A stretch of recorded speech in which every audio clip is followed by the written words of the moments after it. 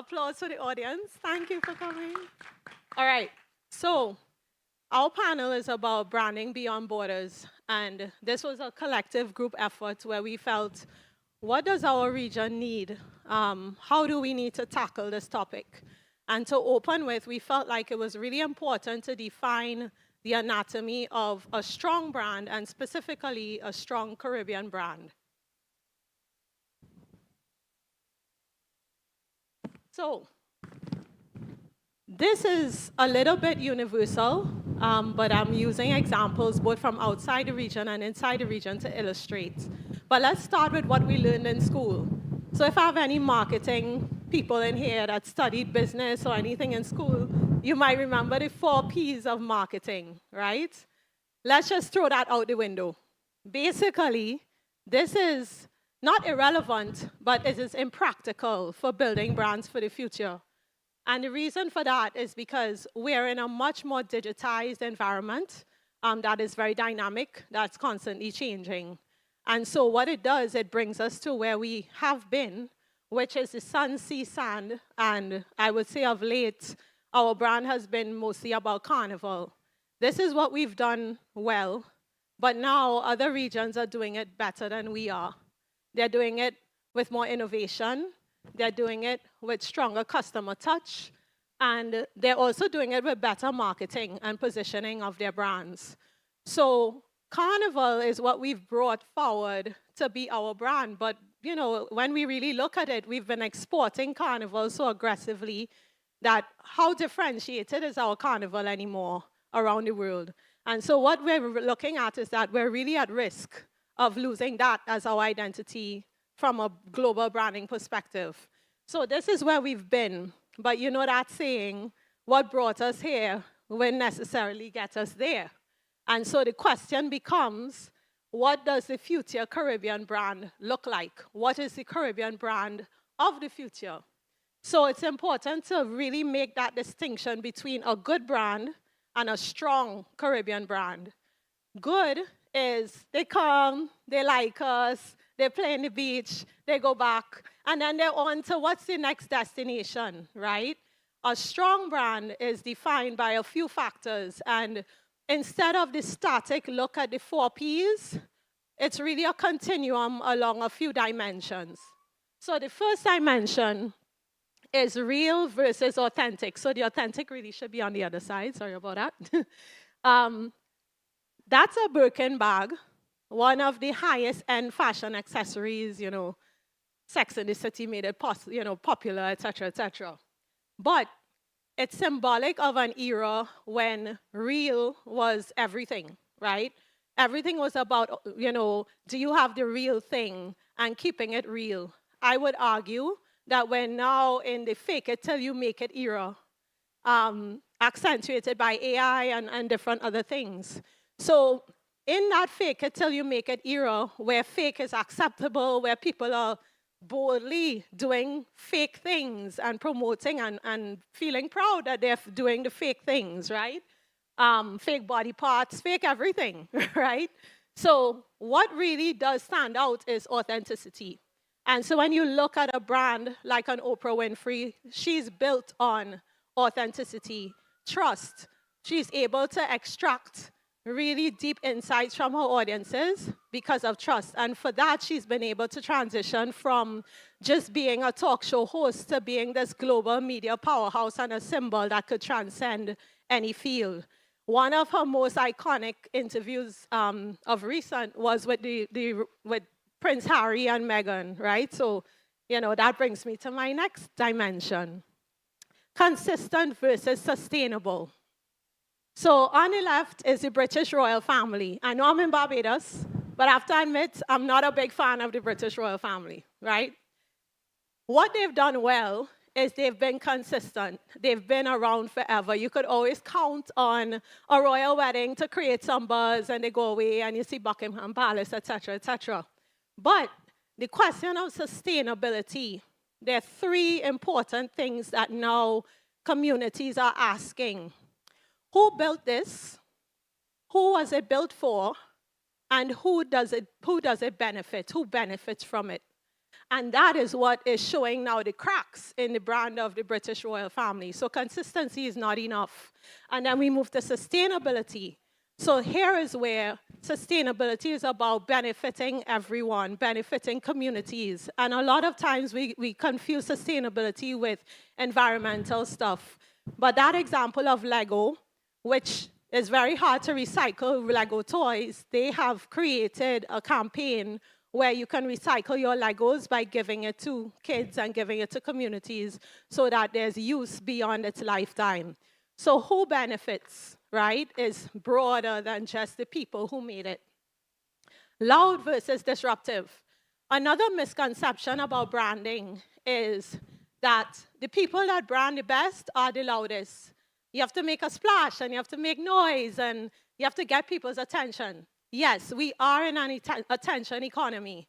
But if you look at that picture of Times Square, if anyone has been in Times Square, it's basically sensory overload. And that is really a microcosm of what the branding landscape is right now.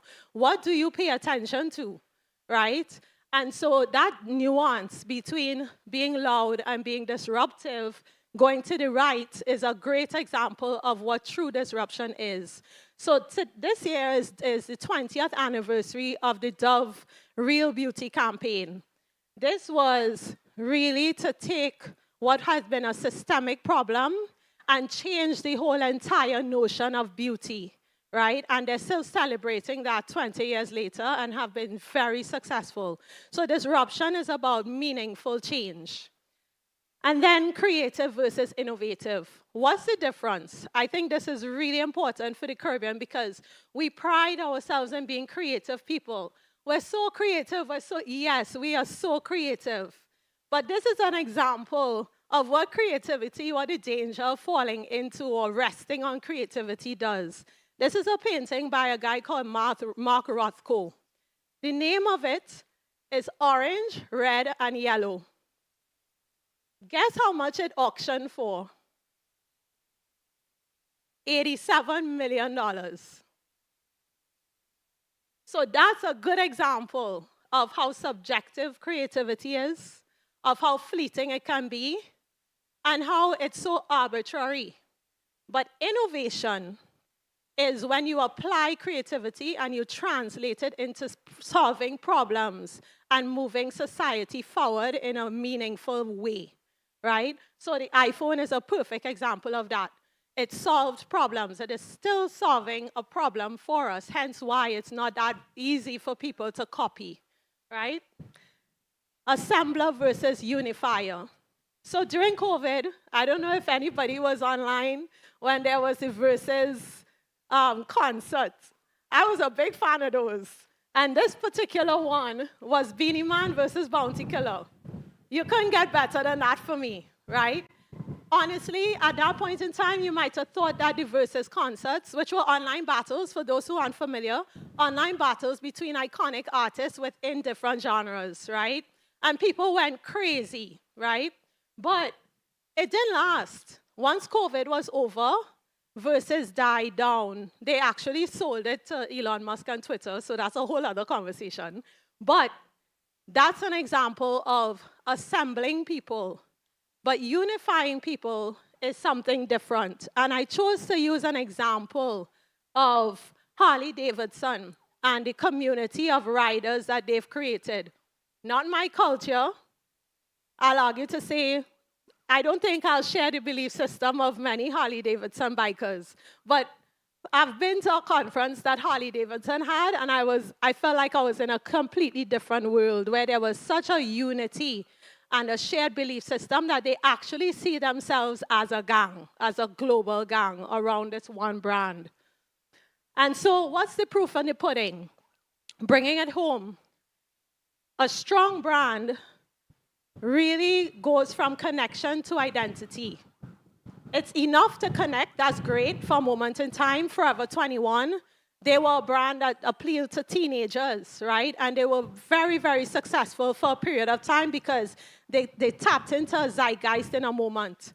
But when you look at a brand like Brand Jordan, where it was an athlete who no longer plays on the court, But for people to incorporate his values and his excellence into their own identity, to the fact that they would put tattoos on their back, right, to symbolize that they are part of this Jordan identity, that's a nuanced difference. And that is the proof of a strong brand. And so, really, ultimately, as a strong Caribbean brand, we want to move from people coming to our shores and seeing us as a mere transaction. We want to move from being the Pepsis of the world who think they could take Kylie Jenner and hop onto a Black Lives Matter campaign and be the real Black Lives Matter type of movement. What is the Caribbean movement? What is it that we are sparking for the rest of the world that is going to bring us forward and that's going to sustain us? So those are just a few of the examples. But what we decided to do for you guys is to really zone into what we think can be our Caribbean strengths, right? So my fellow panelists are going to introduce that for you now, starting with Dion.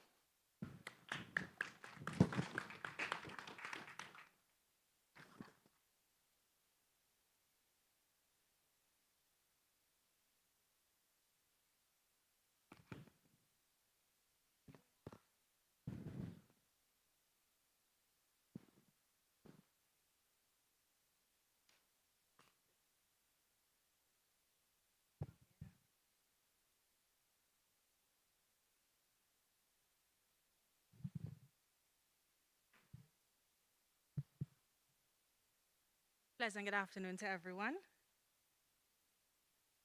Thank you, Mika, for setting the stage for this course. We meet, oh, yes.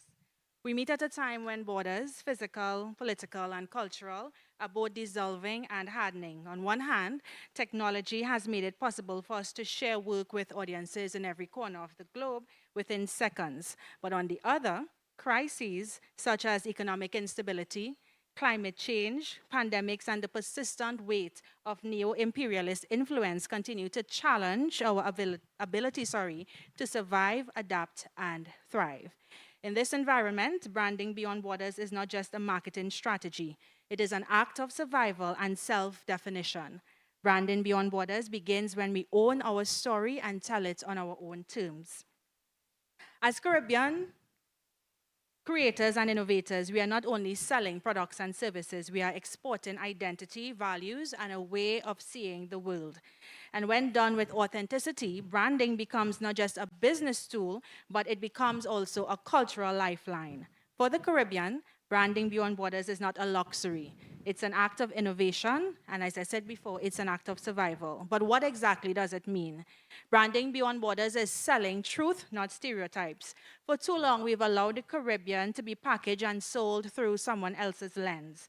A land of sun, sea, and sand, good only for vacations and escape. But that is not our whole truth. When we brand ourselves beyond borders, we must sell the real Caribbean, one that is complex, innovative, and unstoppable. We need to always remember that truth sells because it resonates. Stereotypes expire over time because, of course, they are hollow. If we want to really glow up as a region, our branding must stop feeding the postcard and start amplifying the heartbeat. But again, what does that mean? It means that truth is authentic, complex, and contextual, while stereotypes are flat, it's repetitive, and they're reductive. We allow our truth to become stereotypes through oversimplification, commercial exploitation, and through repetition without context. And when we lose or we give up control of the narrative, that is how we lose sight of who we are. A truth is a piece of reality. It becomes a stereotype when it's presented as the whole story. The Caribbean brand, as mentioned before, is a story of survival after centuries of forced migration, exploitation, and reinvention. It is the rhythm of calypso that speaks truth to power. It is the boldness of carnival where color and movement help to rewrite the narrative of oppression into one of joy and one of liberation. It is the entrepreneurial hustle of our street vendors, the lyrical wit of our poets, and the ingenuity of our artisans and inventors. The COVID-19 pandemic helped to expose our vulnerabilities, but it also showcased our adaptability. With closed borders and canceled festivals, we were forced to pivot. We learned through the pandemic that creativity does not pause for crisis. In fact, it helps us to sharpen our creative edge. The challenge, however, is to ensure that the systems and platforms we build during these difficult times remain part of our long-term strategy for continued global reach. Caribbean creativity is not a hobby. It is an economic engine. The steel pan, which was born out of discarded oil drums, now played in orchestras around the world. Reggae, which was born on the streets of Kingston, reshaped global music, and we have fashion designers from our islands who are influencing catwalks in Paris and New York. This is not luck. This is innovation, and it is time we value it as such. That means treating creativity not as a side hustle, but as a serious industry with measurable impact, capable of creating jobs and attracting investment and fueling sustainable growth. In a world that's often dominated by multinational brands and global monopolies, Caribbean nationals need to resist being flattened into stereotypes. When we tell our own stories, we push back against the one-dimensional Caribbean often sold to the world. Branding beyond borders, we need to remember, is not just about selling more. It's about selling true. It is about infusing every product, every service, every performance with our cultural DNA so that no matter where it lands, it carries the unmistakable imprint of our region. In doing so, we would open the doors to renewal, economic renewal through creative exports, cultural renewal through preservation of tradition, and personal renewal as our work gains recognition and respect. But we have to, of course, create infrastructure for the glow up, because no brand glows on passion alone. Caribbean governments, private sector leaders, and diaspora networks must treat our creators, inventors, and innovators as an economic priority. This means investing in training, marketing, and technology, giving access to funding for export-ready projects, intellectual property protection to guard against exploitation, and also strategic partnerships that open distribution channels and new markets. Valuing means investing. A strong Caribbean brand needs the infrastructure. So just as we build ports for trade, we must build platforms for creative export. Valuing also means preserving. So we have to protect our intellectual property, document our traditions, and ensure that future generations inherit the craft and the confidence to build on it. If we fail to invest and preserve, we risk losing not just our cultural products, but the very innovations that help to make us who we are. Branding beyond borders, as I prepare to close, is more than selling products overseas. It is about asserting that our creativity has no boundaries. It's about declaring that our art, our music, our fashion and film and design are not niche curiosities, but global commodities with cultural weight and economic value. When the world tries to reduce us to a postcard, we respond with a full-length feature film. When algorithms bury our voices, we need to amplify them through our own networks. When crisis threatens to dim our light, we need to find new ways to glow. The Caribbean glow up is not a future dream. It's happening right now. Every time we innovate through struggle, every time we choose authenticity over stereotype, and every time our story crosses borders, we are glowing beyond limits. So let us commit today to nurturing brands that travel, stories that resonate, and creativity that refuses to be contained by borders. Because while our islands may be small, our vision, our talent, and our glow are limitless. Thank you.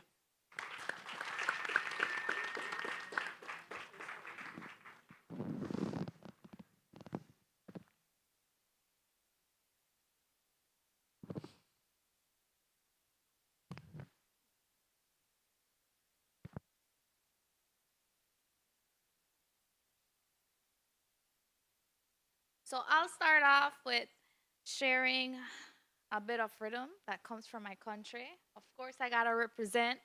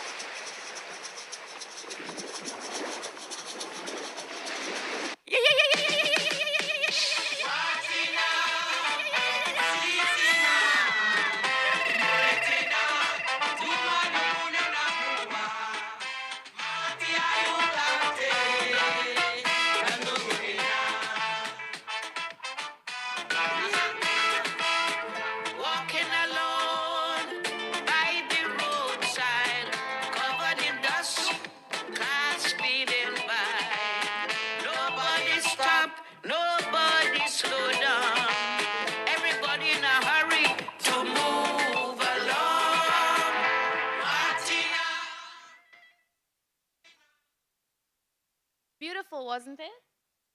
So that song, what you just heard were the drums of the Garifuna.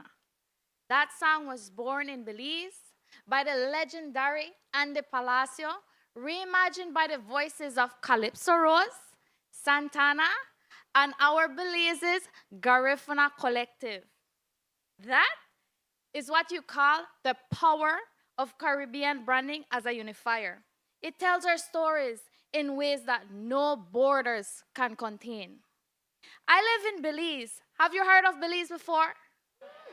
It is in a very unique position. Geographically, we're in the Caribbean, we're in Central America, but the Caribbean Sea runs in our veins. I grew up in a mestizo household where Spanish traditions, the mestizo culture, was very dominant. But guess what? We all speak Creole, which sounds a lot like the patois. And our broke-down music, the rhythm, sounds a lot like calypso and a lot like the reggae. The Garifuna drums always pulls us back to our Caribbean and our indigenous roots.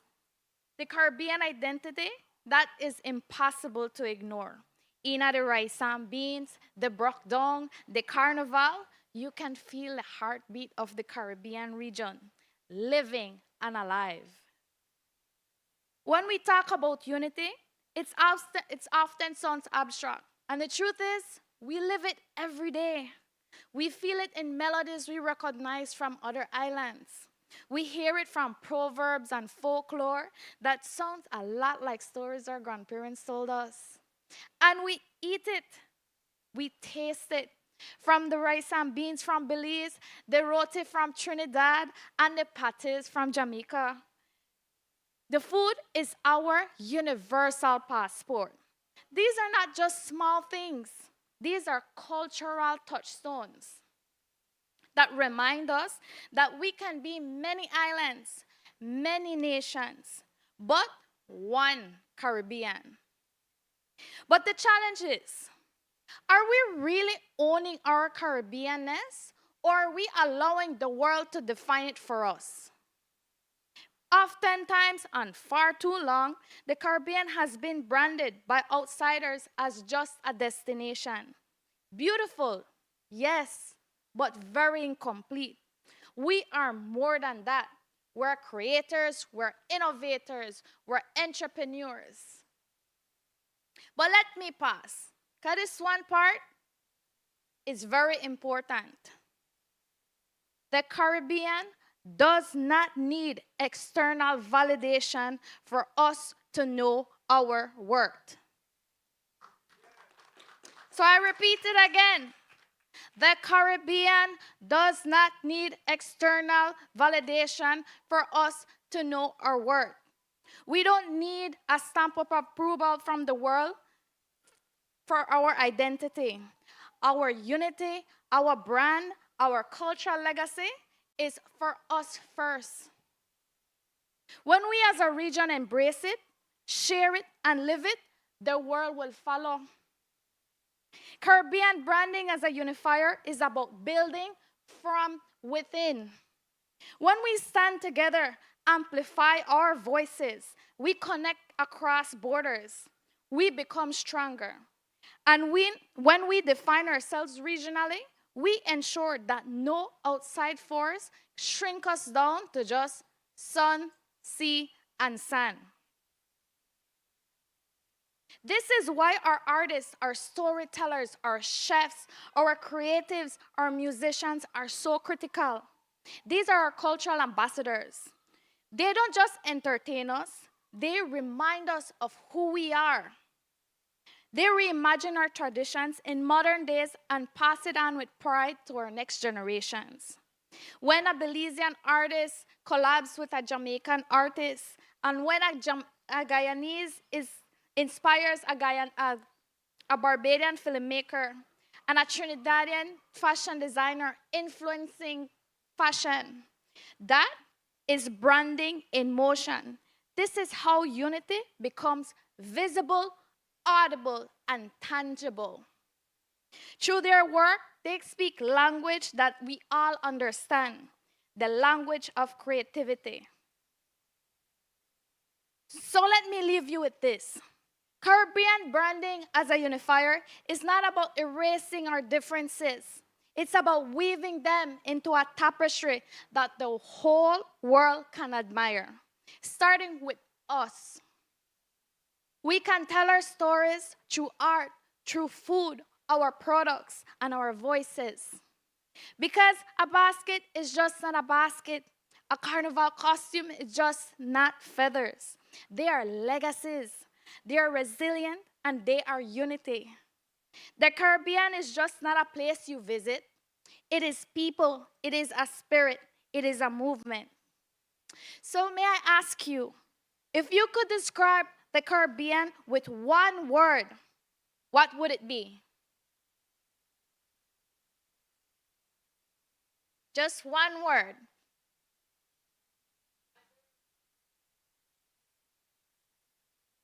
Great.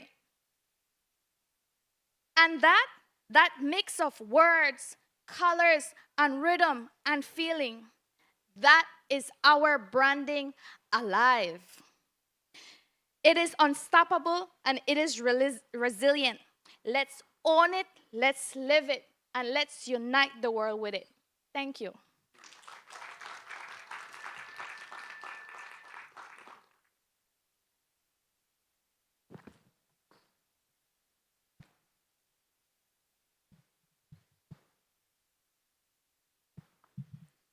Good afternoon, everyone.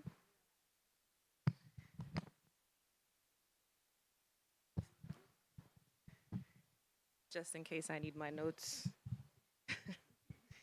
I thought you were gonna. Not sure I didn't do this. Or maybe I should take my shoes off. If you're taking the shoes off, leave it with me, okay? Yes, this is perfect. All right, thank you. Good afternoon, everyone. Good afternoon. I'm so excited to be here. This is my first Carifesta, and I'm so grateful to the organizers for inviting me and for being part of a panel with such incredible, accomplished women, all women. Can we please give a round of applause? So today I'm going to touch on the disruptor side of the Caribbean brand, and it's going to be a little bit more unconventional from what you've just heard, because I come from a technology and innovation perspective. So I may not talk as much about the depths of our culture, but I will touch on what would make us proudly a disruptive Caribbean brand. So when you think about the word disruption, normally speaking, it has a negative connotation, right? The dictionary describes disruption as a noun, and the word means a disturbance or interruption that causes disorder or confusion in a system, a process, or a routine. Okay, that's not a great feeling.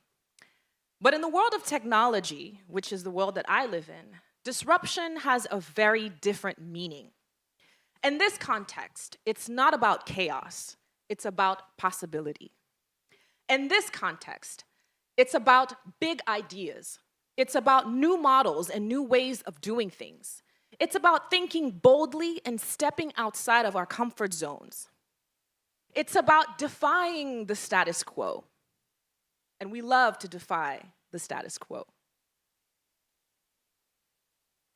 When we talk about disruption in the context of innovation, there are some key ingredients that come with it.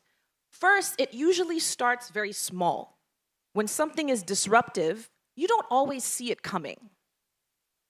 And it's usually something that starts in a market that nobody is really looking at. The big players are not paying attention to it.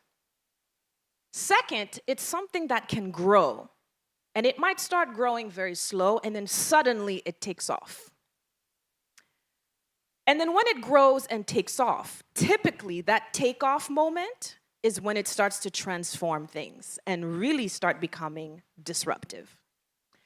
And then the third, after it has disrupted, it now changes the status quo. We start to giving new definitions to how we understand the thing that it disrupted. Completely new definitions. I'm going to give an example of disruptive innovation that comes from the tech world, one that you all might know. Please raise your hand if you like to Netflix and chill. Netflix is thank you, 2 people. All of you, is there a Caribbean version of Netflix? Yes, there should be one. Soleil Space! Upcoming. So Netflix, a brand that was launched around the 1990s by a couple of founders, wanted to change the way that people were viewing films. At the time, Blockbuster was the leader. How many people remember Blockbuster? If you are less than 10 years old, you probably have never heard of Blockbuster. But Netflix had an idea. The Netflix founders had an idea to change the way that people were going into stores, Blockbuster stores, to select their films, to rent it, and then to come back and return it. They had an idea to do it as a mail service. Order your film, we'll send it to you by mail, and then you can return it to us by mail. So you never leave the comfort of your home. So they went to Blockbuster and they said, we'd love to partner with you on this idea. And Blockbuster said, I don't think so. This is catastrophic ideation right here. We don't want any of it. People love the experience of going inside a store. It's a Friday night activity with families who have kids.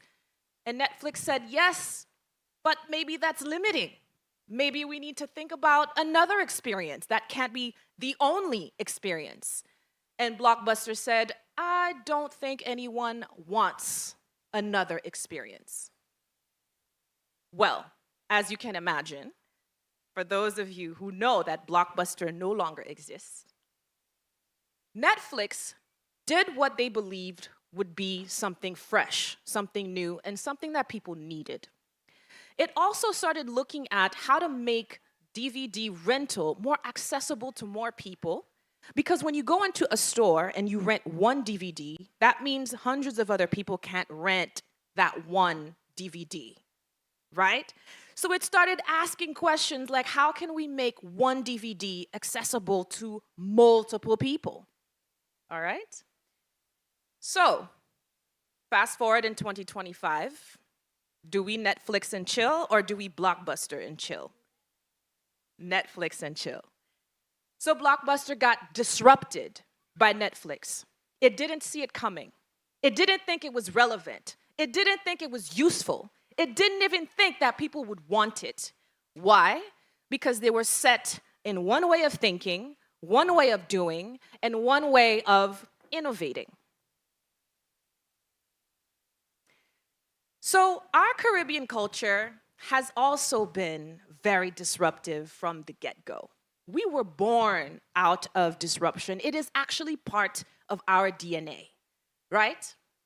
If you look at this image here, this is actually taking us back beyond the slave trade to the times of the Taino and the Arawak and the Caribs, right? When we had colonizers come into our region and start putting a stake on the ground and calling it their own. But a lot of these indigenous communities said that they would not stand for that. And so they started to create an uproar around it, which ultimately led to them creating maroon communities. Now, when the African slaves arrived, a few centuries later, they started to mix with these indigenous communities, the few that were left, and started to grow the concept of maroon communities, which meant that these people broke away from a slave system that existed, hid in the mountains and in caves, and created entire new communities and societies that were separate from the slave system that was going on the plantations, that their masters may or may not have known was going on, right? So these maroons, they disrupted slavery itself by creating an entire secret society living in places that they could never be found. Now, Maroons were the first sparks of disruption in the region at that time, which was a precedent, and I want to emphasize a precedent, that set the stage for an even greater disruption that would follow. This image that I'm sharing here is a voodoo ceremony. How many of you understand or know Haitian history? Proud Haitian in the house. So this voodoo ceremony, at least depicted by this artist, took place in a sacred space called Bois Caïman. And this voodoo ceremony, which was held by Maroons at the time, is said to be, alleged, because I wasn't there, so I cannot claim to absolutely know that that's what it was, but is allegedly said to be the spark that allowed the Haitian Revolution to take place.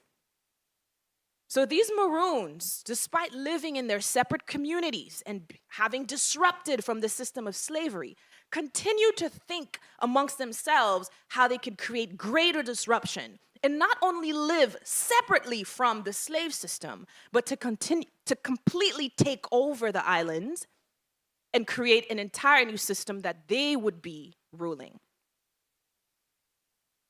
Fast forward, that precedent, that gathering of the Maroons at Bois Caïman, the fact that they broke away from one thing and created another sparked the Haitian Revolution.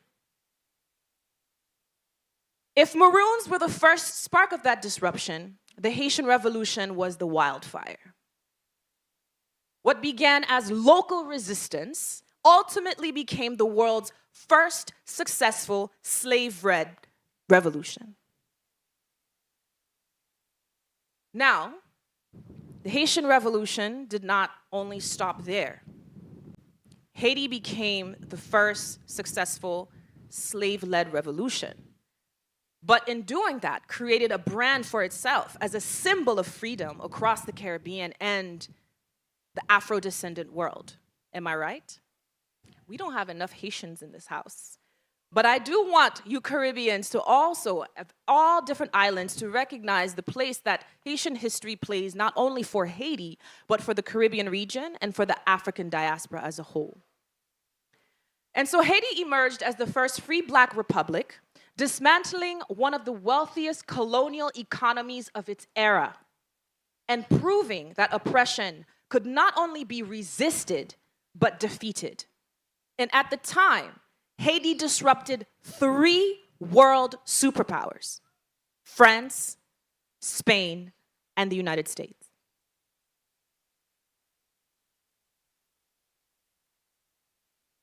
Disruption always has precedence. And I've said this before when I showed you Netflix and Blockbuster. I shared the journey of Netflix starting out as on-demand DVD rental, ultimately going into streaming. I shared the example of the Haitian Revolution and how it started from the Taino communities, the Maroons, and ultimately the independent nation that you've come to know. Every era of disruption rests on a foundation of earlier struggles. And so it begins as resistance, it evolves into a revolution, and then it eventually becomes transformation. Now, what makes a brand disruptive? A disruptive brand isn't just about clever marketing. It's not just about differentiating yourself in the market as something bigger, better, grander than the other brands in the market. It's about challenging the way that things have always been and making products or services more accessible, more inclusive, and building a deep emotional connection with people. These are examples of some modern-day disruptors. People of Caribbean descent who have made their marks on the world because they have disrupted the status quo. They represent the norm for disruption. But before they represented the norm for disruption, they represented outcasts, outliers, people who were misunderstood, people who were looked at as less than. Examples are Kamala Harris, combination of Caribbean and South Asian ancestry. First Black female vice president of the United States ever. Naomi Osaka, superstar tennis champion, who has also become an advocate for mental health and vocally advocating for mental health, not privately, but vocally. She has disrupted the landscape and made it possible for other athletes who suffered quietly to now step forward and share more about the mental health landscape when it comes to sports. We have Rihanna, another symbol of disruption, who started out as a Bayesian pop star in the music space. And then using her own personality, her own understanding, and her own know-how, started a beauty brand that would allow more Black women of all shades to now be included in the beauty space. Because major beauty brands before Rihanna only had a select few shades for women of color. And Rihanna has expanded that palette to put Black, medium brown, high brown, yellow brown, deep yellow, and all the shades in between. Disrupted the beauty landscape. Rihanna also disrupted the lingerie landscape. Victoria's Secret and several other brands who had been there before had a hold on the market. They were the only ones that we knew of. But then comes Rihanna with Savage Fenty. And she says that all women, whatever your shape, your size, whether you are a C cup, an A cup, a triple D, you should have beautiful, sexy lingerie. And she disrupted that landscape, taking a massive amount of market share from Victoria's Secret. Partnered with Amazon Prime to host the first ever live Savage Fenty show on Amazon Prime, taking over Victoria's Secret space in the market. Now, there are many others, but I will stop there. Disruptive innovation matters for the Caribbean's future. Why? I'm sure by now you can guess why it matters, right? We cannot remain how we are. We have to keep bubbling, thinking, innovating, but not in the way of making micro improvements, right? We don't want to do something a little bit better.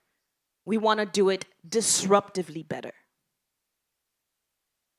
And so why it matters, I'm going to give 6 reasons. Well, I've listed 6 reasons, but I'm only going to share 3 for the sake of time. The first, narrative depth. We need to go beyond sun, sand, and sea. We've heard it mentioned so many times. The Caribbean cannot only be known for that. And we certainly cannot only be known for our carnivals or our calypso music. We need to be able to give narrative depth to what the Caribbean brand represents. Second, economic sovereignty. So not just being consumers of the things that are being imported in our islands, but to being creators that the world is consuming from us.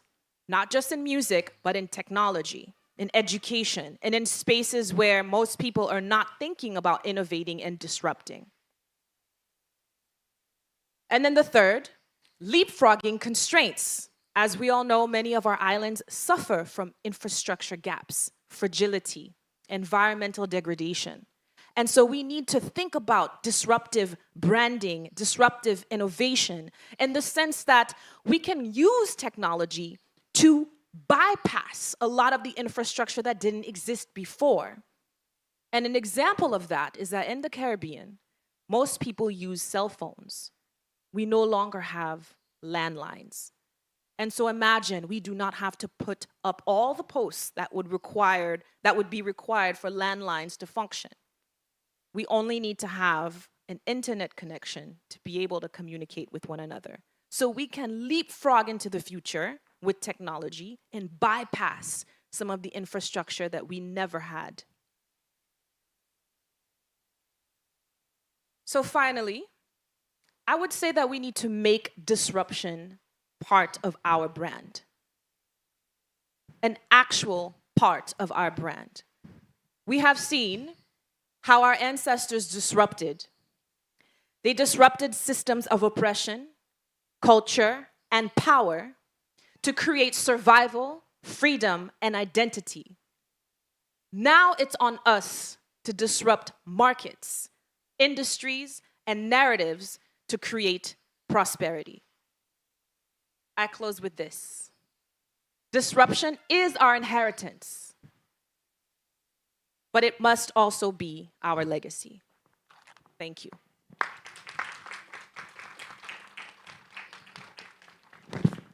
Thank you so much, Shaina, for an incredible presentation. Thank you so much to the rest of the panel. It gives us a lot to think about. But before we deep dive, I'm going to do something a little fun. I want you all to tell the audience and everyone watching around the world on Carifesta TV, who are you all wearing today? So tell me I'm going to start with Mika. Tell me about the dress.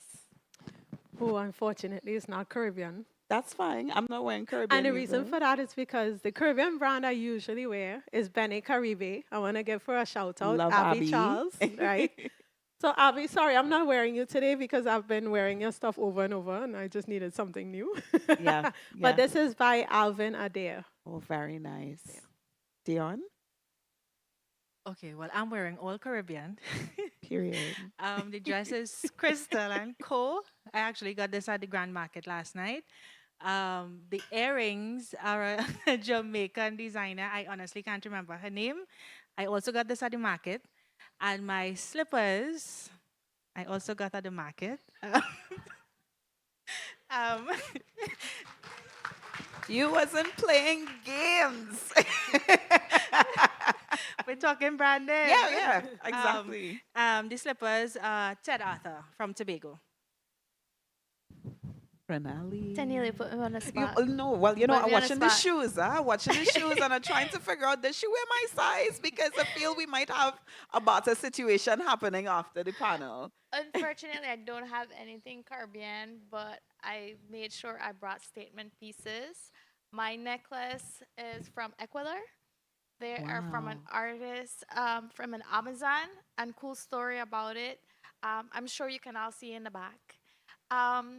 The artists in Ecuador, they use the environment and the natural, the flowers and animals. So this is mimicking the coral snakes.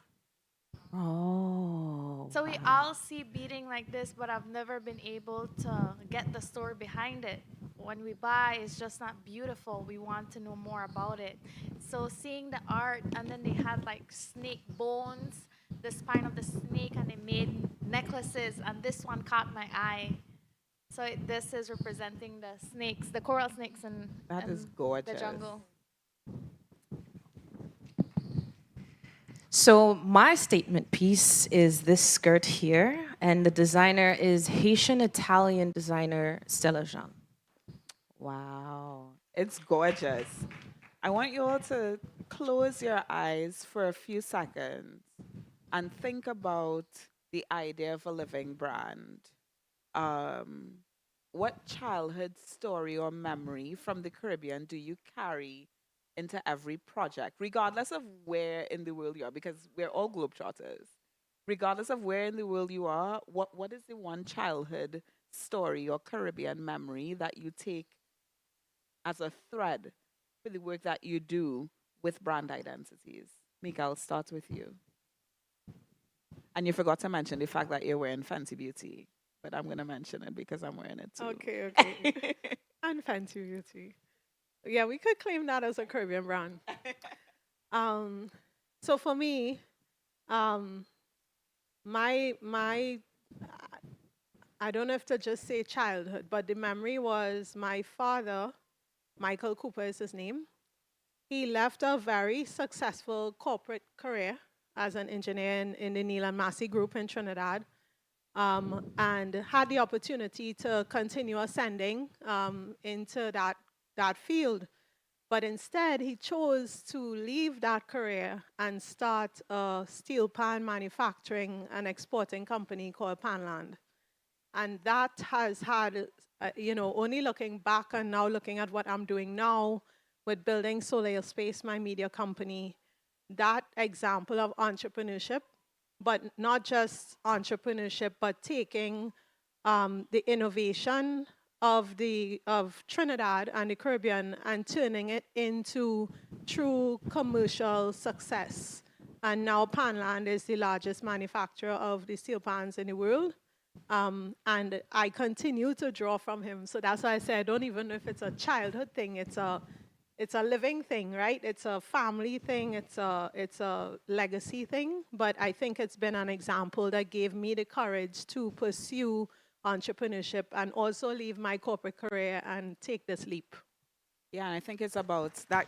Give her a round of applause, and Mr. Cooper a round of applause. It's about taking risk, but also about taking ownership as well, right? And I know a lot of the work that Dion does with your Caribbean guide, it's also about taking ownership of telling our stories our ways. So I want you to share that one childhood memory that you might be thinking of that really, it always reels you back in to the nucleus of it all. Okay, at the risk of sounding cliche, I'm a bit of a history buff. So for me, I always remind myself that my ancestors survived the atrocities of the Middle Passage and plantation life. So I really like, how dare we not do everything within our power to live our best lives? We are our ancestors' wildest dreams. So we literally have a responsibility to live life to the fullest. In addition to that, my grandmother has always been, God rest her soul, has always been a source of inspiration for me because she was a woman ahead of her time.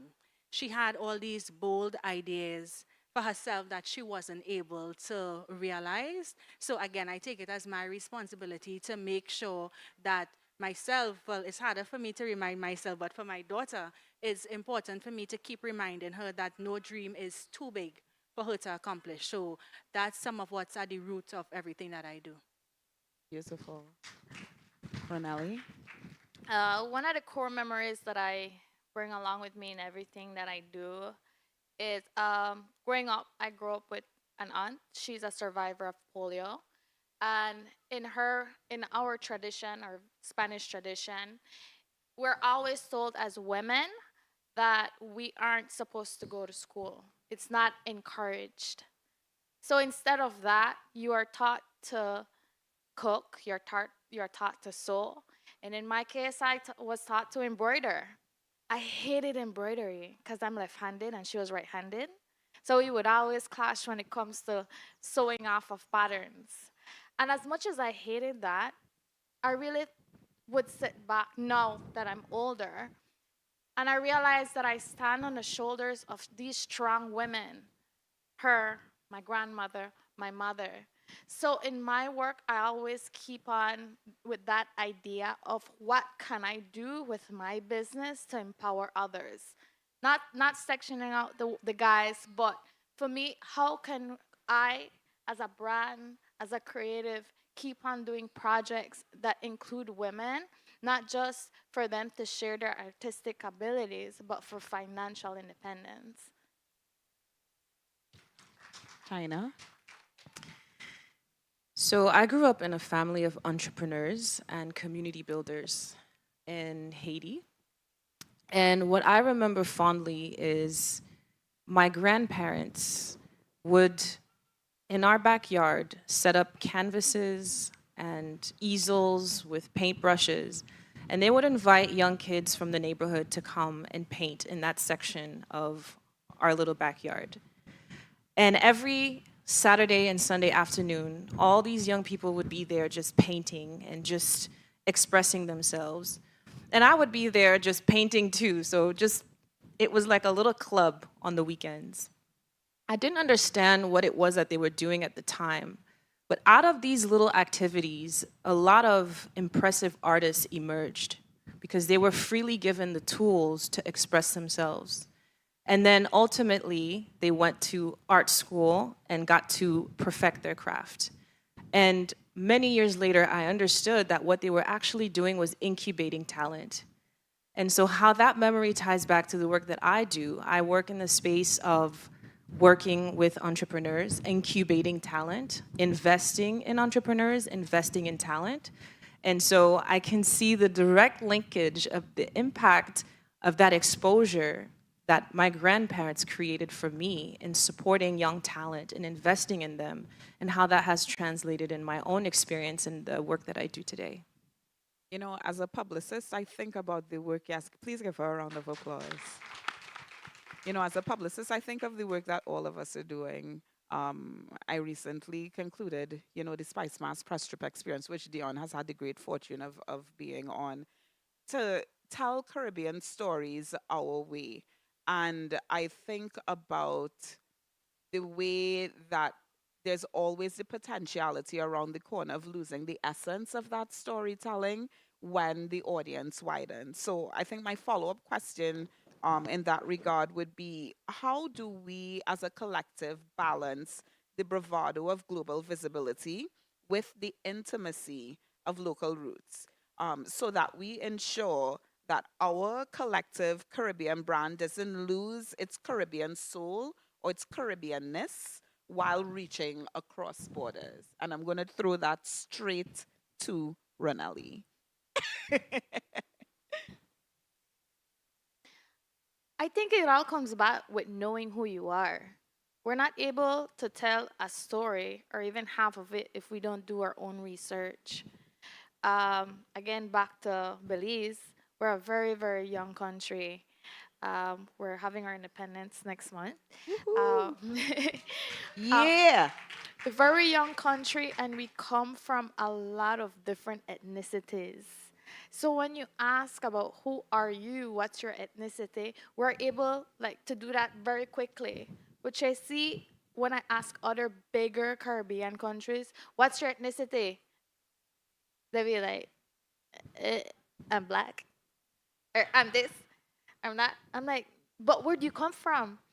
So I was lucky to come from a small country where I'm able to trace back from where my great great grandfather came from, and I'm able to done that research and then put that research into what now our creative groups, thanks to them, they're here today, are able to open the dialogue of what it is to be Belizean. We don't want to hear stories, oh, because we come from Guatemala, we do this, or from Mexico when we do that. No, what are tradition in Belize? What is our Belizeanness? What makes us proud to wear that red, white, and blue? And using that narrative to use technology now. Because we can't keep on telling these stories just when we come together. We have to include the world using social media, using our art, and collaborating with other artisans, not just in your country. Social media has been able to make it so easy to connect with people from around the world with not even meeting. So, using technology and doing a lot of research and finding ways on how to use innovation to spark the interest of the youths. Because once we're not here, there's the one coming and they need to continue this legacy. I think what Ronald is saying is important, and I really want Mika to jump in here with regards to that same question, because the work that you're doing with Soleil Space, I see that as a very important connective tissue to how we are able to kind of develop our identity. Yeah, actually, when I conceptualize Soleil, and for just to kind of give the audience a background, Soleil Space is a tech media platform for independent film that brings together communities and filmmakers of the global South diasporas. So we're talking about Asia, Africa, Latin America, the Caribbean, and the Middle East, both in the West and in what I call the home countries, right? The goal of it is to solidify and create this cross-cultural hub of innovation that brings together creator economy, community, and streaming of independent films. Now, many times people ask me, well, I had an investor ask me this once, what gives you the authority to build a platform for all these cultures? And I actually said, I am Trinidadian. And that was Ding, ding, ding. yeah, like he didn't understand what I meant by that. And I said, inherent in the Trinidadian identity is a connection to all these different cultures and an understanding of how what we have in common, right? And what makes us different. And we are a unique experiment of how these different cultures can interweave and live in peace. And so bringing that back to answer your question, um, that notion of owning what we are and then exporting it, sometimes we look at that as two steps or as two distinct concepts, but they're actually very intertwined. The more we own what we are, we have something that we could teach the world. And that inherently is a global contribution. That inherently will give us the global visibility that we want. And so I don't really see it as a trade off. I see it as a continuum. I see it as something that emanates from what Ronelli said, from the inside and goes out untouched, really. Yeah. Let's talk about the narrative of aesthetics. Caribbean narratives, they carry this note of rhythm and resistance. And Dion, I want to talk to you about that translation into the visual and the sonic weight of those expectations. Being an award-winning journalist and an accomplished storyteller, how do we use our region's identity to translate into brand languages that connect with global audiences who may not share our history? Because at the end of the day, not everybody has the privilege of saying, well, we're Trini, so we understand the interconnectedness. How do we work through that as opposed to around it? I think we would strike the perfect balance if we center people instead of audiences. What I've found is that we too, in the Caribbean, and again, it goes back to not valuing ourselves enough, we tend to water down who we are. We tend to try to create our stories in such a way that it loses the essence of who we are because we're trying to appeal to mass audiences.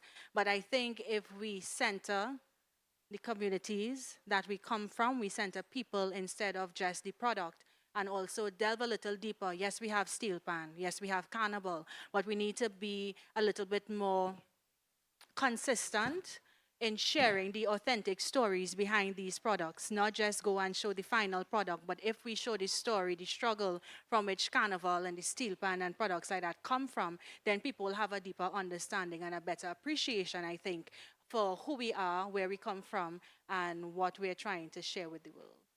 And China, in tech, it's not only in fashion and in the arts where palettes of color and sound and textures are used. That's something that is fundamental to the art of technology, so to speak.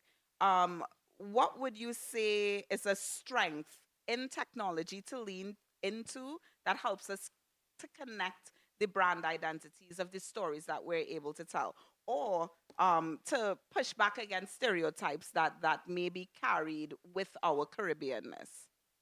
Because everybody has an opinion on what it means to be Caribbean, right? What it means to be of us, of our heritage, of our identity. So I want to know, how do we smartly and collectively push back against that?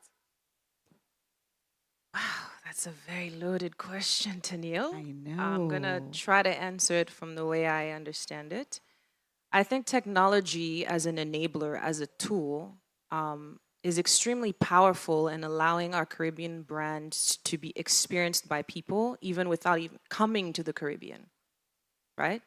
If you think about tools like virtual reality, where you can create an entire world that mimics Trinidad, Tobago, that mimics Barbados, that mimics this experience of Carifesta, somebody in Nigeria, in South Africa, in Rwanda could potentially step into that virtual space and experience that without even leaving their home.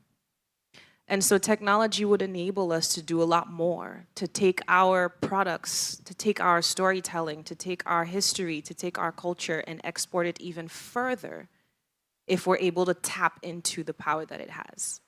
Another example of that is artificial intelligence, which is all the craze right now. Raise your hand if you use ChatGPT. What did we do before ChatGPT? I don't know. I ask myself, what did we do before cell phones, right? Today, no one can imagine what the world was like before cell phones. This is how we communicate with each other. This is how we do commerce. This is how we tell our stories. This is our brain in a small device, right? And so when you think about artificial intelligence being able to be this tool that harnesses information about who we are, we need to be careful about who is training that artificial intelligence. Does it know what we know? Does it encompass all of our history or just a part of our history? And the people who are searching for that information on ChatGPT, are they getting the full story? So we also have to understand that the people who are often creating those technology tools may not look like us. And so we do have to step into those spaces and make sure that we are present and represented as well.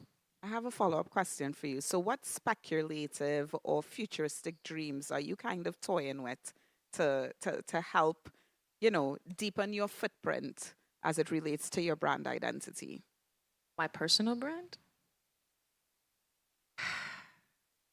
Can I switch that over to the brand for Haiti? Yes, most definitely. Okay.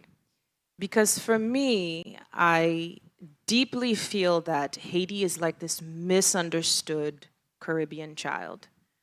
We have gone through so much in our history, and we are proud because of 1804. We're proud because of the slave revolution and the result of that.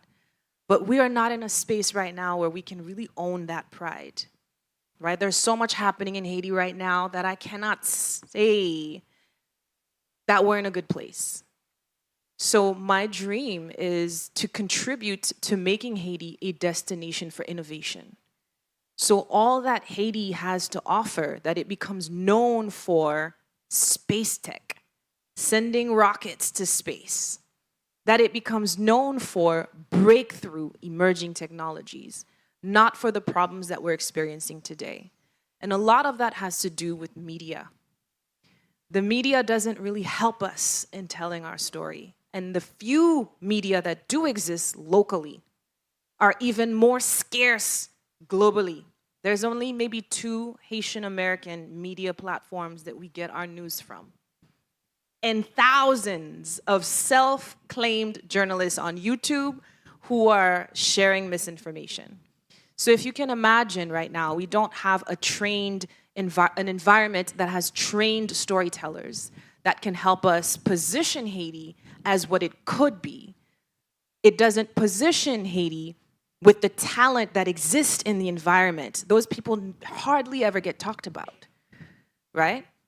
And so for me, that dream is how can I contribute to shifting that narrative, not only in investing in the talent, but in also helping to tell the story of those talented people so that ultimately people get excited about Haiti as a destination for innovation. And I want to, a round of applause because I really do want to acknowledge the power and purpose of Haiti.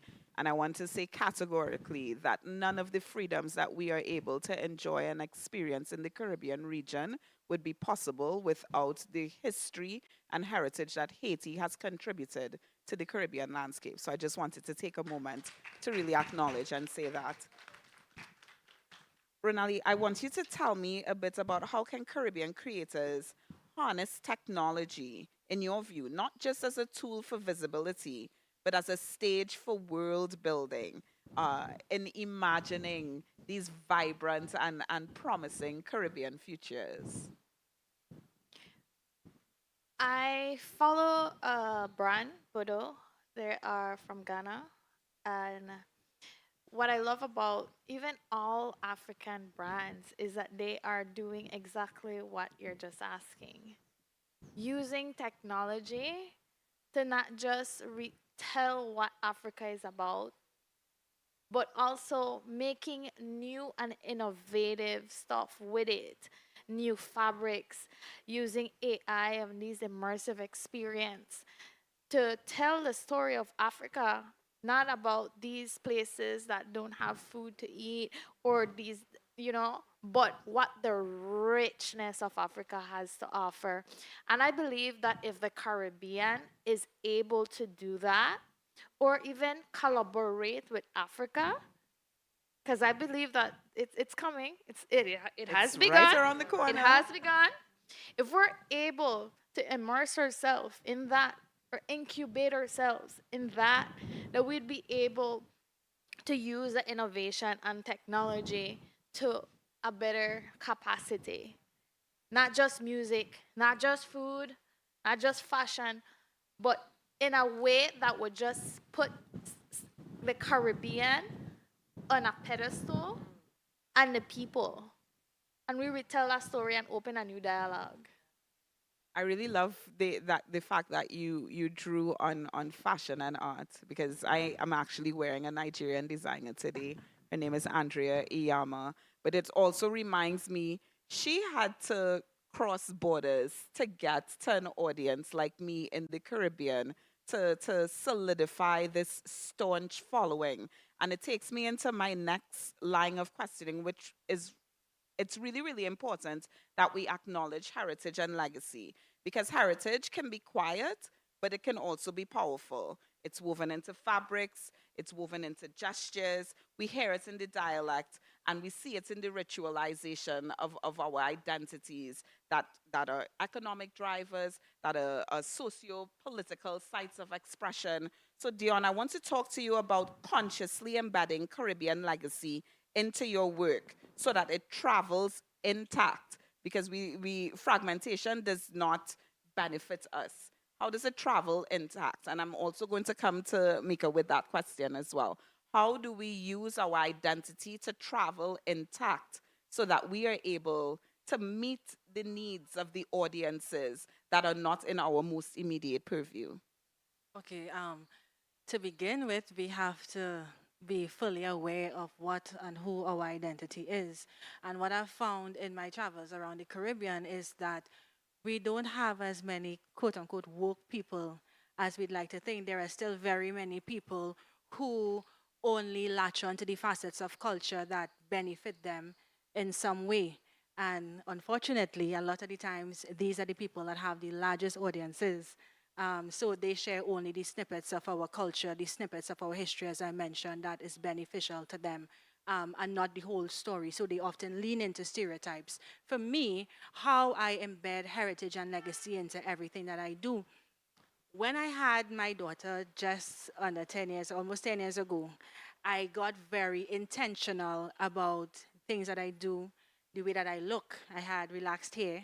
And not too long after she was born, I did a big chop and I went natural, because as she began to get more aware, I realized that she wouldn't know me with my hair as it naturally grows out of my head. She would just know me with this straight hair. And how can I expect to grow up a strong, confident black girl who was born in Trinidad and Tobago, but now lives in St. Kitts? How do I expect her to have that innate confidence to show up as she is, boldly and unapologetically, if I am not presenting myself as myself? So that is where I really got intentional about everything like that. And then, as she's a big reader as well, she has a lot of questions. So I found myself having to Big do. reader. My girl is an author. Yes, she is. So I had to dedicate a lot more time into making sure that I could answer the questions that she asked, making sure that even sometimes appearances that she would have, as you mentioned, she's an author, the clothes that she would wear, the clothes that I would wear. I remember not too long ago, I wear a lot of African inspired clothing, a lot of bright, bold prints. If you know me, you would know that. But we still have a lot of people who have issues with things like that. If I am invited to sit on a panel and I decide to wear one of my African prints, I have heard people, furthermore, people have walked up to me and asked, "Do you wear normal clothes? What is normal clothes?" I am so serious. People here in the Caribbean, people who look like me, would walk up to me and ask me, "Do you wear normal clothes? You don't have small earrings?" Yes, I do, but I prefer the big ones. I prefer Next the bright, question. right. I prefer clothing that speaks to who I am and bits of where I came from. So for me, that's just some of the little things that I incorporate into my day-to-day to pay homage to my ancestors and to ensure that, well, my daughter knows who she is and where she comes from. I like that, Shina took the national perspective and you're taking a more micro perspective. I would love for Mika to answer that question, but I also want Shina to start thinking about our responsibilities as Caribbean creatives and how we help to shape not just the personal brand, but a collective brand Caribbean. So just, roll that around in your head for a bit while Mika answers the follow-up question that Dion just took on. So the question was, how does heritage? How do you consciously embed Caribbean legacy into your work so that it travels intact beyond our borders? So getting a little bit techie practical, right? If you were to go onto our platform, we actually curate the films by region. The goal was to allow the audience to discover films from different parts of the world and immerse yourself into the different film worlds of the global South diasporas. So we divided that world of solar space into 7 regions: North America, Latin America, Asia, Africa, and I put the Caribbean deliberately as a distinct region within that. And the reason, thanks. The reason for that was, because the Caribbean is usually lumped into Latin America, or is lumped in from the US perspective into multicultural or Black, when the Caribbean is not any of those things. It may touch those things, but it's not those things. And so there was a very deliberate and conscious decision to do that, both from the audience side, but also from the filmmaker perspective, creating a pipeline for Caribbean filmmakers to fill that space, right? The other thing that is really important is always having Caribbean people on my team. And the teams, because as we grow, there'll be teams. And the reason for that is that as a Trinidadian who went to the US to go to college and the UK, etc., I came to realize that we have a very unique ability to communicate with people from different cultures and grasp those concepts very, very quickly and easily and seamlessly. And it's a skill set that I don't think we realize we have, and that translates very well into business acumen, into the ability to operate, right? So those 2 things I'll say in our work, I try to embed and preserve that in anything that we do. I really commend your preservationist approach to the way that you package our Caribbeanness in the most responsible way that you know how to do. You're welcome. So I'm swinging back to you, Shina. Yes, give her a round of applause because they're doing the work. They're not just, talking the talk, they're walking the walk as well. So Shina, I'm going to swing back to you. Just a refresher for the question that I had to throw your way. What responsibilities do Caribbean creatives have in shaping not just their own singular individual personal brand, but a collective brand Caribbean for the world's consumption? Respectful consumption, I should say, because we have seen some things. That is another very heavy question to Neil. This is philosophical. China, great responsibility. You know how that saying goes. So when I think about the Caribbean brand, the region as a brand, it's very hard to think about the region as a brand. And I'm looking at examples of other regions like Europe or Asia, and regions that have multiple countries, and each of those countries have a distinct identity. So when you think about France versus Spain versus Germany, each of those countries are known for something specific. Even in Asia, if you think about China versus Singapore, they have very distinctive identities, even though they are part of a region with collective countries. Even in the United States, when you think about Washington, D.C., where I live, which is the seat of power and government affairs, versus California, specifically Los Angeles, which is known for Hollywood and filmmaking, or New York, which is known for finance and fashion. A lot of these places have distinct identities. So can I say that the United States has a collective identity? Yes, as a country. But even within that, there's multiple micro-identities in each of the 50 states. Can I say that Europe has a collective identity? Sort of. Sort of. Kinda. We know that there's a thing called European summer. So no matter what country you go to, there's a European summer in Italy, European summer in Spain. No matter what, you're going to have a great European summer. So in thinking about that, what makes that collective identity, what are the ingredients that are making that collective identity? If I say European summer, it's the countryside, it's softness, it's relaxation, it's this joie de vivre. So if I put these elements in the context of the Caribbean, Trinidad is very different from Jamaica, very different from Belize, very different from Haiti. But what makes Caribbean identity unified? Beyond the sun, sand, and sea that we've been talking about. And I think it really goes back to history. It's not something that is often touched about when we talk about the Caribbean brand, but our history is very deep, and it has given birth to all the cultures that we see. Without history, we would not have Caribbean.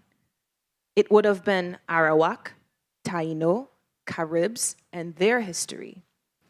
But because of the slave trade and the things that have happened from that space beyond, it has given birth to all types of subcultures that make up the Caribbean. So how do we leverage and tap into that history to build that Caribbean brand and show that we're not a monolith? The Trinidad Carnival does not look like the Haitian Carnival. It's still Carnival, right? So for a creator, how do you leverage your own brand and then by way of that project a Caribbean brand? That's very challenging. I can't even think about if I were an artist, what would I do? But I would start with history, right? My own history, and that how does my own history touch into the regional history? And how can I tell the story of where I come from in terms of my country, in terms of my city, and then tie that into a regional story and how what I do and where I come from has informed how I show up in the world. Dion, you're looking like you have something to say there to add, I know you. I know you're good. Well, I know what I'm listening to Shaina speak. How do we leverage? We leverage, I think, by not denying the uncomfortable parts of our history. And I think that's something that we do regardless of if we're from Trinidad, Jamaica, Guyana, Belize. I think we do that too often. We tend to latch on to the parts of the story that are palatable, that are easy to digest, the parts of our history that won't offend. But we are too caught up in, again, centering audiences instead of centering people, centering our own communities. And once we stop, we refocus, we shift our focus to us, I think we would be in a better position to do all that you spoke about. I'm going to invite the opportunity for anyone from the audience who may have a question or a contribution or a statement, to gather around and really, really think about the discussion that we're having. Very important dialogue. And while that is happening, I want to ask each of the members of the panel if they can collaborate with one artist, brand, or cultural institution outside of the Caribbean to amplify your vision on what you are currently doing. Who or what would that be and why? I want the audience to start thinking about that question too, because I think that's really, really important in the way that we look at different intersectionalities. We all have different lived experiences, so please don't feel shy or afraid to come forward and give your contribution. But I think it's really, really important to hear from you guys as well. So, Mika, we'll start with you. Just one. One. That's the hard part. I have to give you the Jeopardy countdown. The first person that just came to mind is Idris Elba. And a lot of people think of Idris Elba as like, oh, he's so fine. But he's actually doing a lot of work. He just founded a production studio in Ghana. So you guys know he's British and he also has African background. That is not Ghanaian, but he's actually started this production studio in Ghana. And Idris has a very diasporic lens to everything that he does. And of course, he's accomplished a lot in the Hollywood space, right? Very traditional Hollywood. But he's now leveraging that impact and investing in the diaspora, but rooting it in Ghana. And I think Ghana is also doing a lot of great things. So I feel like that trifecta of Idris, Ghana, and Soleil Space could be very powerful. Dion, that's actually a really good one. And it just makes me think of the fact that even Barbados is hosting the Gooba Awards, which is a Ghana organization. They're crossing waters to host their annual awards in Barbados in November. Oh, So, I need to come yeah, to that. yes, you definitely. So yeah, you definitely need to come back to Barbados for that. And it's that transatlantic approach to the work that we're doing, that we're not doing the work by ourselves. And I think people need to remember that we have a lot of work to do, but there are people outside of the Caribbean that are also rooting for us. So I want you to remember that as well. I'll just quickly say this is the era now for south to south collaboration. We used to be south to get to the north, and we needed the north and the dependencies, but the south to south is where the power is going to lie going forward. I'm gonna put that on a t-shirt. Dion. For me, I would love to collaborate with children's book authors here in the Caribbean. I think while we have a lot more options for literature for our younger members of society, I think what we need more of is more cohesion and more unity within that space. And I think also we need a lot more immersive experiences. So beyond seeing themselves represented on the pages, they could have more in-depth experiences about the stories of little boys and girls that come from different parts of the Caribbean. I really wish that we could create a platform that would make it so much easier for authors in Trinidad or children in Trinidad to be able to access books that they could learn about different facets of culture from different parts of the Caribbean. Instead of, I mean, in Trinidad, we have stores like Paper Based Bookshop, but I think we need more boutique bookshops like that that focus primarily on curating a list of books written by us for us. So that is a big dream of mine, and hopefully it will happen soon. Collaboration outside of the Caribbean. Yes, outside of the Caribbean. I would have to say Carolina Herrera. I love Carolina Herrera because, especially now, because they're going back to the roots of what Mexican culture is, the indigenous culture and their tradition and especially their techniques. Right now, they're doing a series of artists that do embroidery work. Besides doing bridal, I do embroidery work, and I love seeing how they're able to not just do couture, but also say the stories and of the people that make them. That's one thing that I love. That as much as big as what the Carolina Herrera brand is, they're still able to bring that back to what the root of that traditional practice that they do. You meet the women at their houses and you see how they make it and they tell their story, but most importantly, how does working with Carolina Herrera meant to them and how it has changed their lives, but not how the brand is changing them. If I was to collaborate, I would definitely pick them. I think that's really important because I always tell people that we were doing couture in the Caribbean before couture knew itself to be couture.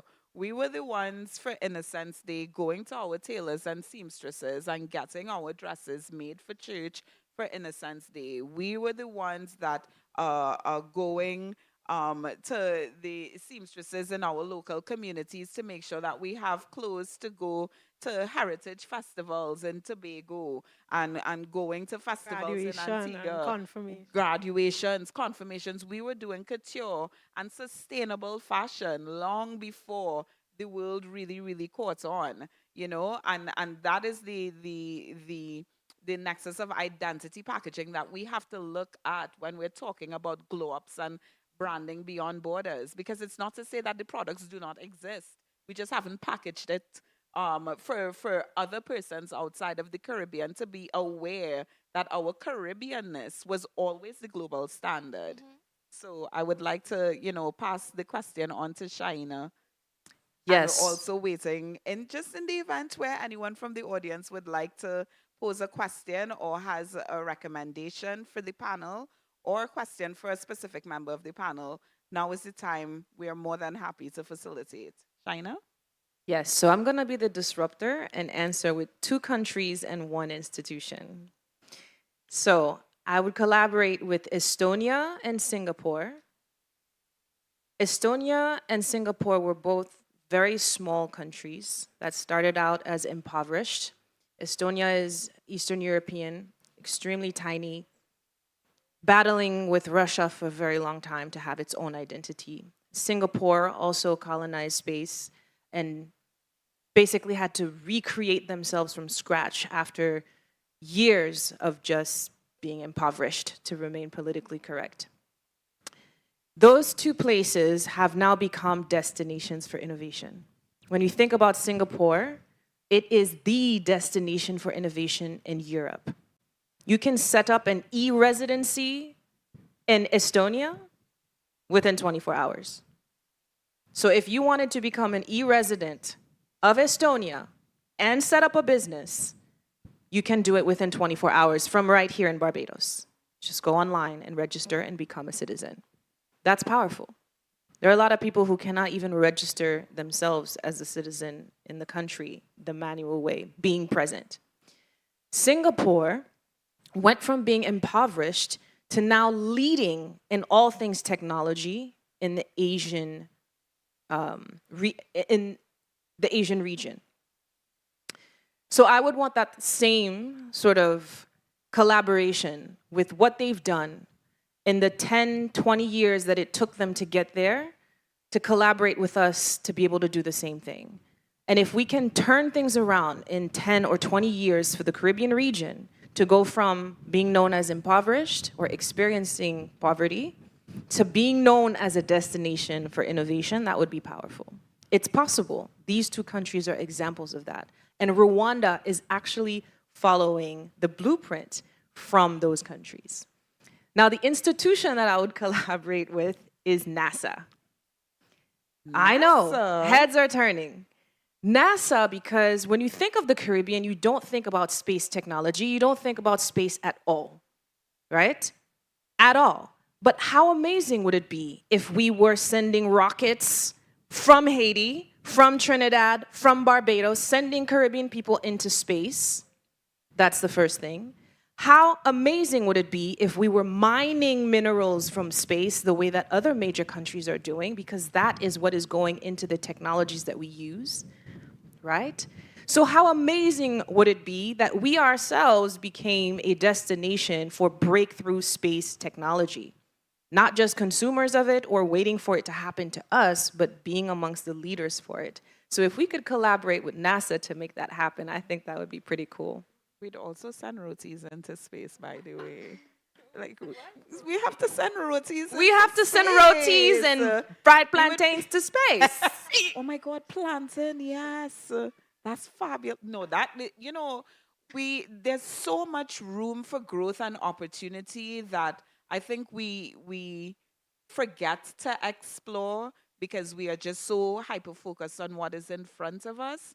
And platforms like Carifesta and the Big Conversation series.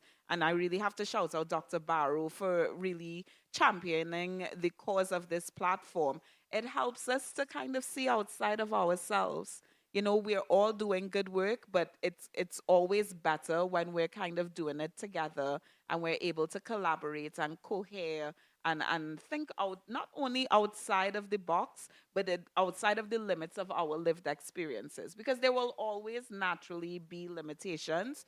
And I think that we break cycles when it is that we're able to explore beyond borders, not only geographically, but also in our minds as well. So my last question for the panel, and I'm going to start with Mika. Think about 10-year-old Mika and 10-year-old Dion and 10-year-old Renali and 10-year-old Shaina as a young, bright-eyed, bushy-tailed, creative, whatever that definition of creativity means for you, because it's unique.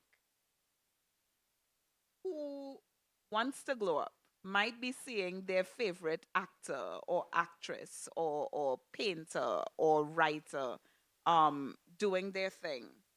What is one piece of practical advice that you would give to 10-year-old Mika tomorrow to start building their borderless brand? Because you're doing it right now, you know. You're already doing it. But what would you tell 10-year-old Mika? I would tell her that her dreams aren't too big. I've always had very big dreams to the point where it will consume me, and I would feel like I couldn't talk to many people about it because I could talk to my father because he always had big dreams too.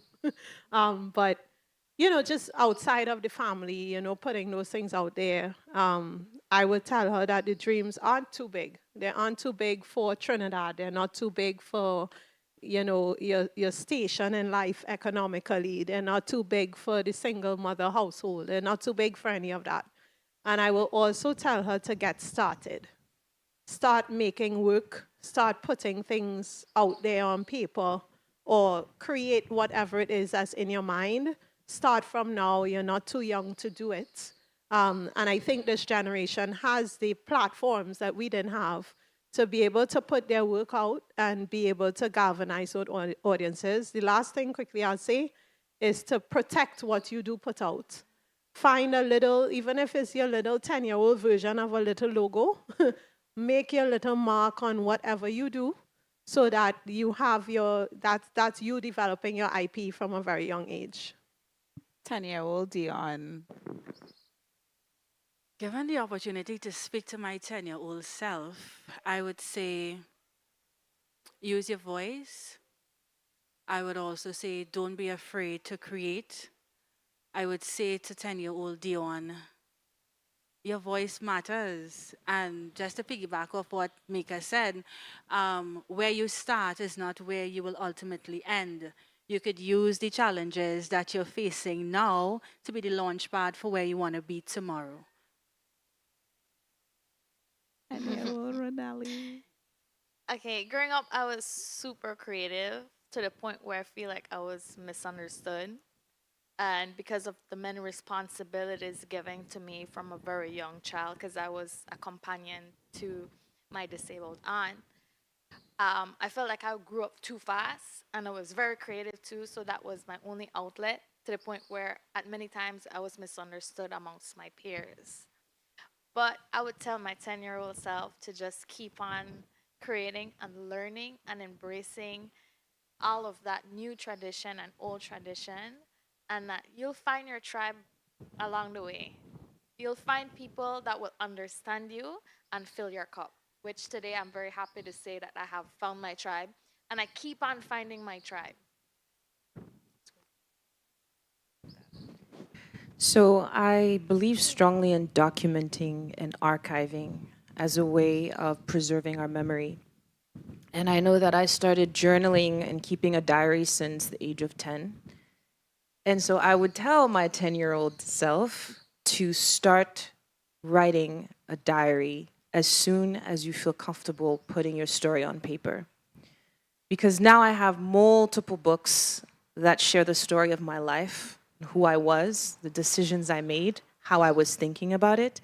I can go back to a page when I was in elementary school and my uniform ripped and Sophie helped me and how grateful I was, and the kind of mindset I had back then. And I can reference that with the kind of mindset that I have today and how that's evolved and how I've changed. And to be able to look at that, nobody is keeping track of my life. There's no movie on my life. So the only way to keep track of those things, the only way to learn from how I'm evolving as a person is for myself to document it.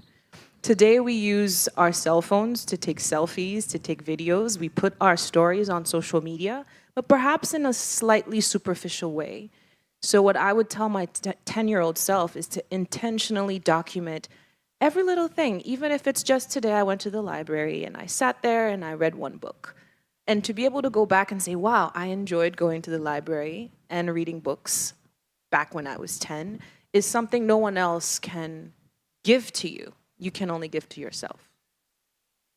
That's beautiful. And as we close today's panel session, I want us to really pause, applause, and acknowledge what we've been able to build in conversation today. But before we end, I know that there's one question.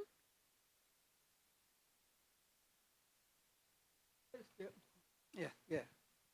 I welcome your panel discussion. It's very informative. But I believe that we've thrown the bathwater out of the bathtub long ago. The Caribbean should be one nation. I'm not going to get back there. I'm sorry about that. They should have had a federation, and it should be one nation because they were able to cultivate all the things that you've spoken about here this evening, what you've done, what you've said, in one power. And what has happened is that if the world situation don't have a large world power, they're not going to be heard. And the Caribbean had a very good opportunity to use that, and they've been here to have all these kind of different activities and diversities in their own countries, and I think that will be reckoned. We have things in this country and St. Lucia and all the, and we reckon, and we will be a first-class nation, but we have let certain elements. You see, everybody wanted a nation for themselves, and sometimes they can't get through to it. But I believe that one Caribbean nation would have been great. I say it. The Caribbean is one of the greatest countries, the greatest country in the world. But I can't speak for one Caribbean nation, and that is the story. I thank you. Thank you so much, sir, for your contribution. I want to piggyback off of something that he said in thinking about aptitude versus attitude. He's championing for one Caribbean nation, but what is preventing us, even in the event where we're not able to create one federation? What is the wall that is preventing us from taking a more unified approach to our Caribbean identity, do you think? And I'll start with Mika. It could be one word. I think the focus of our resources. We don't focus our resources into investing in that concept, right? Whether it is the ability to go from Trinidad to Barbados cheaper than you'll go to Miami, right? The infrastructure investment. That's a really, really good point. Dion? I think competition. I think we have a lot of infighting, and that is stemming our progress a lot. Ronali? I would say it's changing the way we do politics. Right now, we're mimicking a lot of what we see out there of, colonial ideologies. But if we're able to do what Barbados is doing, what other small Caribbean nations are doing, I think together, collectively, I think a lot of things would change for the Caribbean just by changing our political ideologies. And it really warmed my heart to hear Prime Minister Motley announce earlier this week the purchasing of the Banyan archives from Trinidad and Tobago. That is a game-changing move that will strengthen our Caribbean resolve. And it's also a very, very important tourism indicator, believe it or not, because when historians need to do the research, they will come to us. We don't have to go to them anymore. And Barbados being at the center of that driver, of that economic and socio-political driver, I think it's really, really going to It's going to be a story that we are able to tell 50 plus years from now. China, what is preventing us from moving towards that unification or that utilitarian approach to our Caribbean regional identity? I would say governance. Um, we, I think it is a beautiful thing for us to retain our individual Caribbean country identity because we are not a monolith, just like Africa is not a monolith. And even before colonial powers divided the continent into 54 countries, there were tribes that were very different in each region. You had the Dahomey, you had the Susu. There's just so many different microcosms of people and ecosystems that we cannot just assume that we all want to be one thing because we have different ideas, we have different ways of seeing things. Even in Christianity, we have all types of denominations. So religion itself, we see that people think differently and it should be okay to think differently. However, as a region, thinking about socio-political and economic power, I think governance is where we are really blocked because we don't do governance well for ourselves as countries, and then we don't do governance well as collaborators in a region, right? And maybe it's ego, maybe it's knowledge and know-how, and there's a gap there. But I would say that governance is probably the key piece that is preventing us from being able to act collectively as a region. Yeah, and governance is a direct shaper of policy. So, and that's another conversation. Hopefully, in another panel that we have at the next Carifesta iteration. But for right now, as we close, we started with the idea of glow up, and it wasn't just about the glitter of personal success, but it was the deeper radiance that comes when Caribbean creativity travels, speaks, and reshapes the world beyond our borders. And I think what we've witnessed today is exactly that. Four incredible voices and visions stepping boldly into the light, carrying both memory and possibility. And I think our panelists today have reminded us that a brand is not just a logo or a campaign, it's also a living archive. And I wish that the previous screen was up from the last presentation, because the three words in yellow, there was disruption, there was identity, and there was legacy. And I think those are three very, very important markers, because that is the story that sits in the rhythm of a drum line, or in the cut of a garment, or in the song of patois that Renali spoke about earlier, in the speculative dream of a Caribbean built technology. It is bravado and quiet power all at once. And to our panelists, I want to say thank you so much on behalf of the audience, because you have truly shown us how identity can move from the intimate to the international without losing its soul.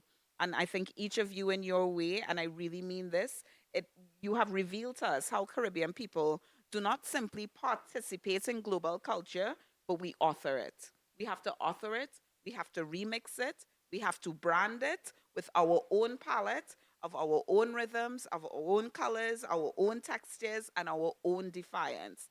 And on behalf of the panelists, I want to say to the audience, thank you so much, because you have also shown us here in this room and in tuning in from the digital landscape on Carifesta TV that our words, our songs, our presence, it's a reminder that the Caribbean brand doesn't belong to one person.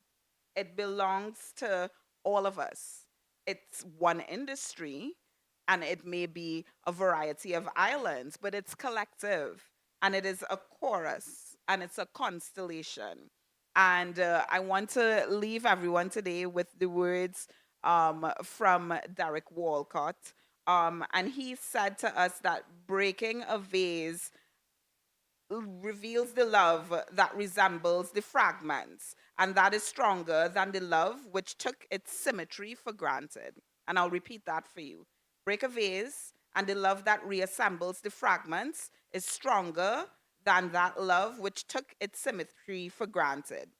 And I say that to you because the Caribbean has taken its fragments, its histories, its heritage, its migrations, its struggles, and we've reassembled them into something stronger, more radiant, more uncontainable. Nobody can contain us, and that is the radiance that we as a region carry.